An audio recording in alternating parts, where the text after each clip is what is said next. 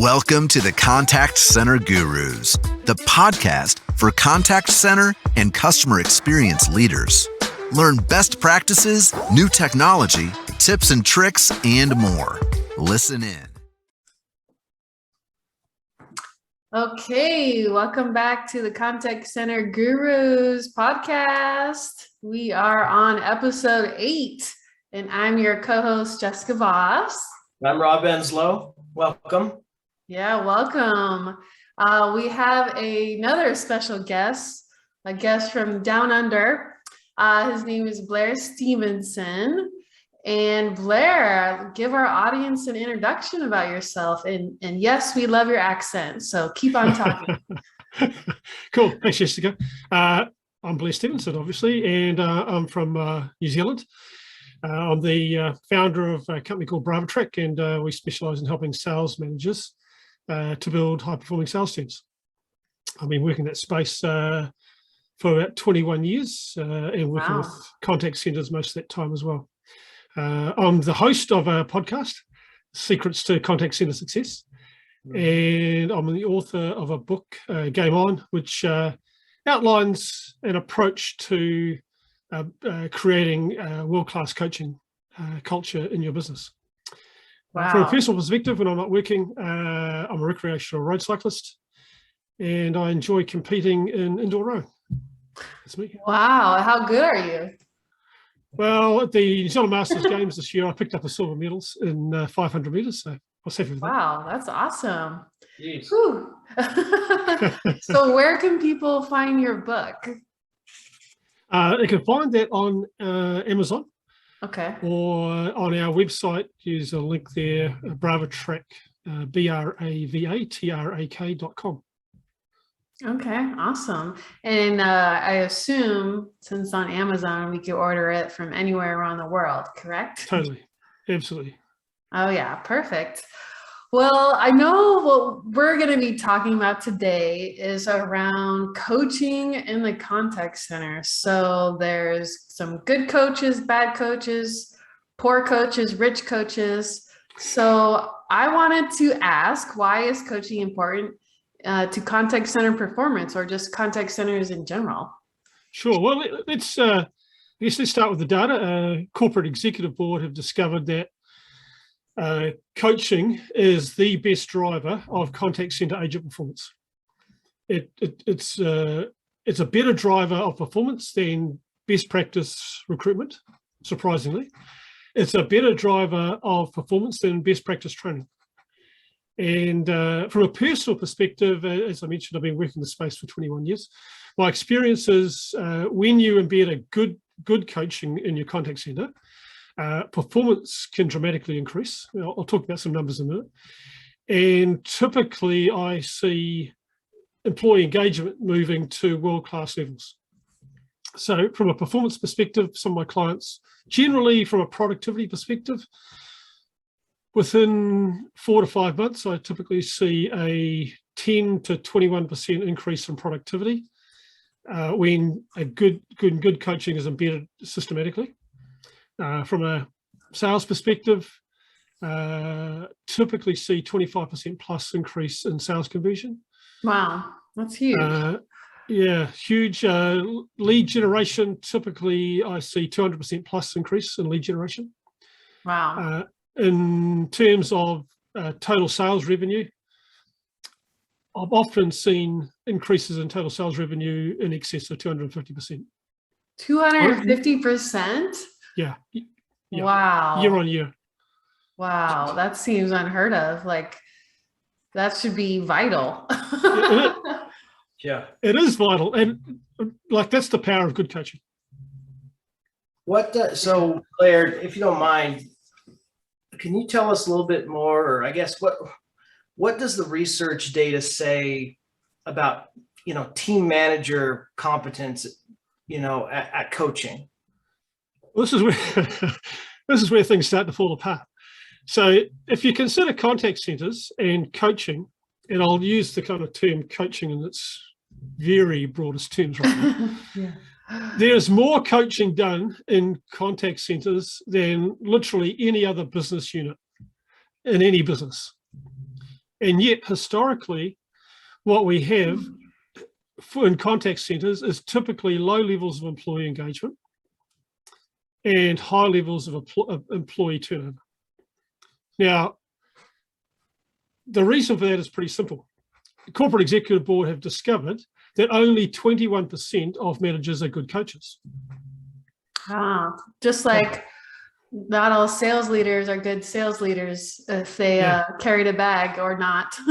Or, you know, any position where their leadership may not be that great. Exactly. And so what they also discovered was that bad coaching, poor coaching, decreases performance almost twice as much as good coaching increases it. So if you have this as a baseline, good coaching increases performance by this much. Bad coaching decreases performance by almost twice as much. Wow. 1.9 times. So what that means, means, how impactful that is. Yeah, it's crazy. It's crazy. So what that means right now. That's why would that be? I mean, that's incredible. Well, I guess because agents are learning from their coaches or managers.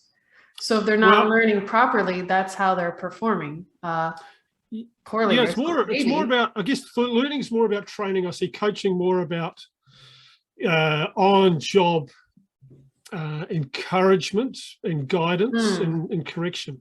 So, Rob, to answer your question, there are actually multiple reasons. The first one, probably the major one, is what's referred to as the negativity bias, which you may be familiar with. But for listeners who are not, let me just kind of briefly describe that.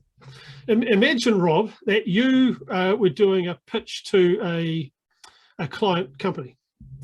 It's a large company, and the contract you're pitching for is worth a couple of $1 million. Okay. And let's say that you got a 30-minute presentation to all the key decision makers, and that presentation goes pretty well, except at one point during the presentation, you say one thing you deeply regret saying. What do you think about for the rest of the day? The 100 things that went well in the presentation, or that one thing that you regret saying? Oh yeah, no, I'm a perfectionist, so I'd be the one thing. The one thing, and that's true for everyone, yeah. So, and that's this is this negativity bias. Our brain is wired to notice the negatives. In fact, what actually happens is when negatives hit our brain, however you describe a negative, it hits our brain, it sticks there. You think about that one thing for the rest of the day, yeah. The positives hit the brain and glance off. And ironically, this has to do with human evolution. You know, humans, we're going deep here. They're going deep, yeah. So humans have evolved over roughly the last 3.8 million years.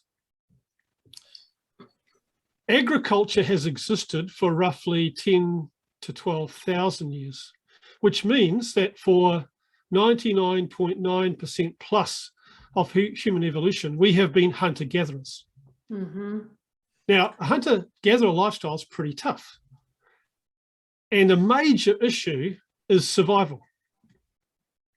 So, our ancestors evolved to notice the stuff that could harm and kill them, because if they did, they can't pass on their genes.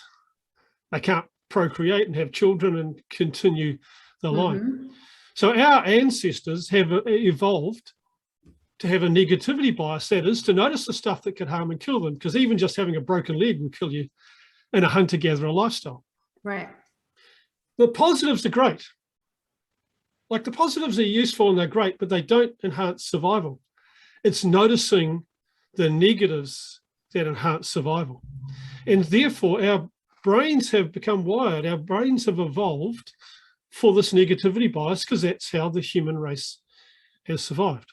So our brains are wired perfectly for a hunter-gatherer lifestyle. Unfortunately, they're not wired so perfectly for the lifestyle of a team leader in a modern contact center. So let's have a think about that environment. You're a team leader in a modern contact center, and your brain is wired as a hunter-gatherer to survive. To survive, and you're good at noticing the negatives. So when you're doing call ops, when you're on the floor, what do you automatically notice?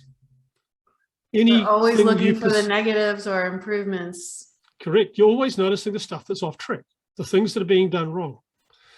And so therefore, when team leaders often talk about coaching, what they're often talking about is reprimanding people or correcting people, because this is how our brains are wired. But also now think about this from an agent perspective. You're an agent. Mhm. Your team leader's brain is wired to the negative, therefore they spend their time reprimanding and correcting. That's what they believe is good coaching. It's actually bad coaching. They believe that's coaching. And now, as an agent, your brain is wired to the negative as well. So every negative you receive from your team leader sticks in your brain. Wow. The positives glance off and disappear. So now, despite the fact there are some positives coming in, because they glance off and disappear, you don't dwell on them. You don't actually remember them. What you remember is the negatives. Now you go home every day feeling like your team leader's on your back all the time. You can't do anything right. And out of that, what we've got historically in contact centers is lower than desirable employee engagement and higher than desired employee turnover. Simply because one of the reasons is, there are multiple, is that our brains are wired to the negative. Wow. I feel like you put me in a trance right now. I'm thinking about my parenting skills. Like how natural it is to kind of point out where people can improve or their faults or what you're doing wrong. Yeah. Especially when they're your kids. Yeah. I remember when my son was young and at kindergarten, one of his best mates, it's talking about 4-year-olds here. His friend, I was talking to his friend's mother, and she said she had all these behavioural problems with her son, and it was simply because she was just going on about the stuff he was doing badly, the things he was doing wrong. So I said, hey, look, just change your approach. Just drop that stuff and recognise him for what he's doing well. Forget for the moment anything he's doing wrong, anything doing bad, just ignore it. 2 weeks later, she said almost 90% of all the behavioural problems with that child had disappeared. Oh my gosh. Yeah. Wow. We're going to have a life coaching session with you on the next podcast. But going back to coaching, so was that one of the reasons why a lot of managers are bad at coaching? It's one of the reasons. There are others. Let me pick out another one. And unfortunately, also has to do with human evolution. And that is that you have to consider that the human brain is a massive energy suck. It's a very expensive resource. So at rest, the human brain takes about 20% of our energy, uses about 20% of our energy. Now, in hunter-gatherer lifestyle, energy is important. You don't have access, there's no fridge to go to. You don't have ready access to food all the time. It comes and it goes. Mm-hmm. And so the human body has become efficient in multiple ways. And one of those ways is the brain has become very efficient in using energy. So it has developed shortcuts. So let me give you a couple of explanations of that. So, for example, if I was to make the observation of you, Jessica, that you were competent, which is an observation I made. Oh, yeah. So that's an assessment I've made. My brain has made that assessment, and it is based on my interactions with you over the last couple of months. Yeah. Now, if I were to pick out any specific interaction which would cause me to say you're competent, I would actually have to think about that. So my brain's unconsciously made the shortcut. It's noticed a few things. My brain, not consciously, unconsciously, my brain has turned that into assessment. Jessica's competent. But if I wanted to get really clear for myself about why I would say that, I'd actually have to sit down and I really have to think about it. I have to use extra energy. Yeah, like how did I come to that conclusion? How did I come to that conclusion? Yeah. What are the details? What are the specific behaviors? Now, coaching is about behavior change. It's about embedding a specific set of behaviors, and if those behaviors aren't being utilized, to change them. But if I wanted to think, I'd have to think about the behaviors that you had exhibited. And if I were to say about Rob, that Rob's a cool dude, which he clearly is. He's like the Fonz. Yeah, is that what he did? I disagree with you, yes. That's an assessment, yeah. But if I wanted to have a think about what would cause me to say that, what were the words that Rob has used? What's his demeanor which has created that perception? Again, it's something I really have to think about. I have to burn extra calories. I have to think further about that. And so the reality is that humans aren't good at breaking our assessments down to specifics. You know, we have to burn energy to do that, and our inclination, based on our hunter-gatherer evolution of our brain, means that we're not inclined that way. So what happens now is, now you're a team leader with a brain that operates in this way, and now you're coaching people. So what you do is you work off assessments. You don't work off behavior. You know, so I go, hey, Jessica, I love your work. Thank you. Which I think is coaching. I think that's encouraging people. But what works specifically? Why do I love it? Well, because I have a Pee Wee Herman's background. That's not the real place. Yeah. It's not my real house. You're lying to me. I thought it was real. You know, or if I wanted to correct someone, I said, buddy, you need to bring your A game. But what's bringing my A game? What specific actions do I need to do differently moving forward? Or people, best case scenario, often go to a result. You know, hey, you need to increase your cross-selling rate. Yeah, but what do I have to change? What specific actions would help me increase my cross-selling rate? And because our brains aren't wired that way to get into the detail, because they're wired to save energy, and we go to the high level, we make those high level assessments or results.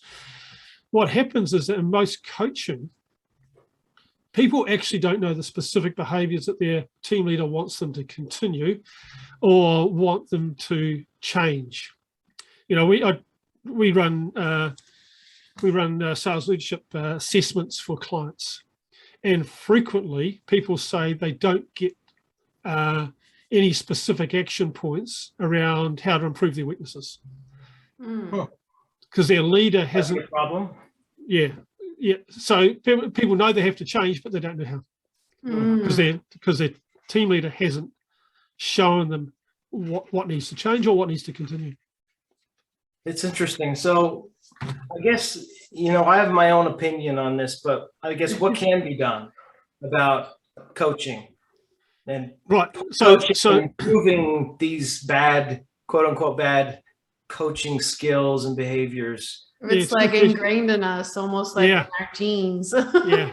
So it's a really good question, Rob. So I think first of all, there's skill development, training, if you will, and in three specific areas. First one is building people's ability to pinpoint behavior. Most people think they can specify behavior, pinpoint behavior. My experience is about 98% of people cannot. Only a very small percentage of people can actually do it, and usually because they've been trained to do it. So the first one is to train people in that. It's a fundamental skill that coaches need to be successful. The second one is some coaching techniques require the ability to ask useful questions. So actually training team leaders to ask useful open questions is really important. And again, it's one of those things where you ask most people if they can ask open questions, they go, yeah. In reality, 90% of people default to asking closed questions. Yes, especially in a sales environment. Exactly. So those are two fundamental skills to be a good coach: be able to pinpoint behavior and ask useful open questions. But then there's this whole misunderstanding around what coaching is. Most people consider basically reprimanding and correcting as coaching. And in reality, one of the purposes of coaching is to correct people. You need to correct behavior at times. But there are two other reasons why you'd want to coach people. Sometimes you need to guide their behavior. And often, and one of the most misunderstood components of coaching is frequently you want to reinforce their behavior. By the term reinforce, I mean to strengthen, to encourage someone, motivate someone to keep doing specific actions that they're already doing. So if you look at that, you go, well, at least there's 3 coaching techniques here: reinforcing behavior, correcting behavior, and guiding behavior. But reality is that coaching's situational. And within each of those areas, there are 2 specific techniques that you want to get good at. So there are 6 coaching techniques that you want people to get really good at. And most team leaders are good at none of them. And if they've been trained, they might be good at one. So there's a range of techniques that people need to get really good at as well. Oh, it's great. Well, and so I guess what else? Because to me, I don't really care how much somebody knows about something until I really know that they even care about my success. So from my perspective, I guess if I have a team leader and I'm an agent, I need to know that they actually care about me and my success, not just themselves. So that to me is paramount. Totally. So you're right. So the other element is getting the mix of coaching right. So when I talk to team leaders and I just say, tell me about your coaching, what they talk about is their structured coaching. So one-on-ones, for example. And sometimes they'll talk about their observational coaching, which they might call side-by-sides or something similar. And those are structured coaching sessions. Unfortunately, the data is saying, and my experience says this as well, is that actually structured coaching sessions should only be about 25% of the coaching that you're doing. The other 75% needs to be what's referred to as integrated coaching. That is coaching that's integrated into your day-to-day conversations with people. And so that's the stuff that you might do on the floor, or stuff that you do every day if your agents are remote, where you're doing remote observations, or you're touching base with them at points through the day with daily check-ins. And there's a really good reason why that day-to-day stuff is super critical. So if you start to think about behavior change, and I'm just going to delve into a little bit of behavioral psychology here. If you think about behavior change, let me get my notepad. If you think about some common behaviors, like behavior, I'll take a drink of water, yeah? Take a drink of tea. Take a drink of tea, beautiful. Yeah. The immediate the positive consequence is immediate. You moisten your mouth and your thirst starts to go away. If you're driving down the road and you press the brake pedal in your car, the positive outcome is immediate. Your car starts to slow to a stop. Positive outcome. Or you walk into a dark room, into your dark man cave there, and where you flick down the light. You flick down the light switch to turn the light on. The light comes on immediately. You get an immediate positive outcome. And each of these kind of everyday behaviors, the positive outcome is immediate. And yet we've constructed the situation in the workplace that I do something now, and the positive outcome doesn't happen until 3 weeks' time when I do a one-on-one with my manager and they make a positive comment about it. And I'm not saying that one-on-ones are irrelevant, but I have seen massive improvements in contact center performance without one-on-ones. Wow. I'm not suggesting anyone not run one-on-ones. It's the integrated coaching. It's the coaching that is integrated into the day-to-day conversations that are important, because if your intention is to strengthen my specific behavior on my part, your best opportunity is just after I've exhibited that behavior. And so those day-to-day conversations where you notice stuff and have a conversation with me about a positive conversation to encourage me to keep doing that stuff, that has way, way, way more power than any incentive you can provide me, any bonus that you can provide me, any conversation that you can have with me in a one-on-one session. And so where people get it wrong is they think of coaching as structured coaching, but in reality, all the data's in. That should only be about 25% of coaching. It's the other 75% is actually on the go in the interactions with people every day. That's where the power lies. Wow. So I know you mentioned most of your time has been spent on the sales side of a contact center. What about on the service side? Have you seen the same type of stats and results? Totally. Yeah, so I'll give you an example. Yes, actually, I do a mix of sales improvement and service improvement and delivery. Okay. I've worked so relatively recently. I worked with a major government department here in New Zealand. Bear in mind, we're a country of 5 million people, but so they've got eight very large contact centres across the country, and in order to meet their service delivery targets, they were estimating they were going to have to recruit, train and employ 100 additional agents. Instead, they contracted me to help them improve their coaching. And within 5 months, we increased their productivity, and the productivity metrics they were focused on at that time was reducing average handle time. We reduced average handle time from around 7 minutes to just under 5 minutes, 30 seconds. Over 5 months, it took us 5 months to get there. And that eliminated the need to recruit, train and employ 100 agents. So yeah, whatever you're focused on, raising great kids, decreasing, improving service delivery, improving customer experience, increasing sales. We're talking about, at the core of it, managing people's behavior. Doesn't matter what that behavior is associated with.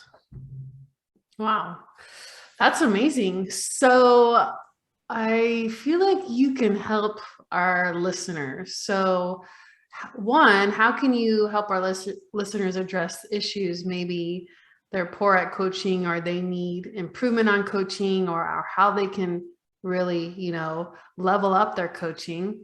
And I do know you have a special offer for our listeners of the Contact Center Gurus podcast. So yeah, please enlighten us. How can you help? So, I think before, I'll mention that just before I do, I think there's one other thing that people should consider.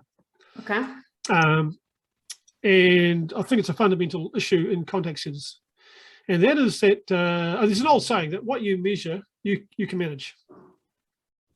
And we know that. In fact, contact center leaders employ that concept because we manage agents around a whole bunch of stuff. Average handle time, CSAT, adherence, conversion lots rate. Of KPIs. Lots of KPIs. We measure agents on all this stuff. We measure every little millisecond of their life. Correct. And yet, who's the primary driver of performance and engagement in the contact centers? It's our team leaders. And yet, what do we measure of them in terms of their coaching? There's not a single contact center I've walked into who have any good form of measurement of coaching quantity and coaching quality. Now, reality is that many contact centers will run an Excel spreadsheet to track the number of one-on-ones that team leaders are having. Are they having one-on-ones and are they not? But that's scheduled coaching, which is should be no more than 25% of your coaching. They track none of the integrated coaching, and further, they have no idea of coaching quality. Like, I know someone's running a one-on-one, but I've got no idea of the quality of that. I don't know how much integrated coaching they're doing. I don't know what the quality of that coaching is. And so what, in my experience, is that actually contact centers need a system for tracking coaching quality and coaching activity, which is what what BravaTrak does, which is a product we developed. But to come to your question around an offer to the Contact Center Gurus podcast listeners, so I'm willing to undertake a sales coaching audit at no cost for your listeners, and it's a limited time. But anyone who contacts me during October who would like to take that offer up, I'm more than happy to help them out. And what does that entail? Yeah, that was my Walk question. us through it. So let's say, Cool. hey, I'm going to take you up on this offer. Okay, cool. So, What are the steps? So the steps are, if you're a contact center leader, I want to spend half an hour with you via Zoom to understand the situation that you have, understand what are the systems, the coaching systems that you currently have in place. I'm then going to do a 15-minute call with one of your center managers and with one of your team leaders to understand what they have in place. And then I will prepare a report for you, and I'll run through my findings with you again on a Zoom call to follow up. That sounds great. Now, do you also recommend processes, technology, any, I do. after you do the assessment, kind of, what are some ideas of recommendations? So there are, think of your favorite sports team. Yeah, professional sports Denver team. Broncos. There you go. Football team here. Really? They have a bunch of Rob no doubt has a different team. Raiders. Raiders. Oh man. Okay, let's hang up on Rob. Yeah. Okay. So those teams have a group of professional coaches. Yeah. What's the likelihood? On one side, at least, yes. Yeah. Oh. I don't know. We're 3-0. Okay, sorry, Blair. We're going off track. That's all right. About sports. So the question is, what's the chance that those coaches don't follow a system? Zero. Zero. There's no. They got no the way playbook to the T. there's no way they don't have a playbook. There's no way they don't have a system to follow. Yeah. Right. So what I'm looking for is how systematic in contact centers are their coaching processes. Have they systemized that? And I've worked in the space, as I said, for 21 years. My degree's in psychology. I have a massive interest in behavioral science because in the end that informs how we best coach. And so based on that science and also based on my experience, I've developed a systematic approach to coaching, which uses some technology. It doesn't have to use a lot, but it uses some technology as well. And so what I'm looking for is to what extent do contact centers follow, have they embedded those systems? And then I help them to plug the gaps, if you will. Wow. And do you help people around the world? Does it matter where they're at? Yep, I do. Oh, wow. All right. Like we're down the bottom end of the world.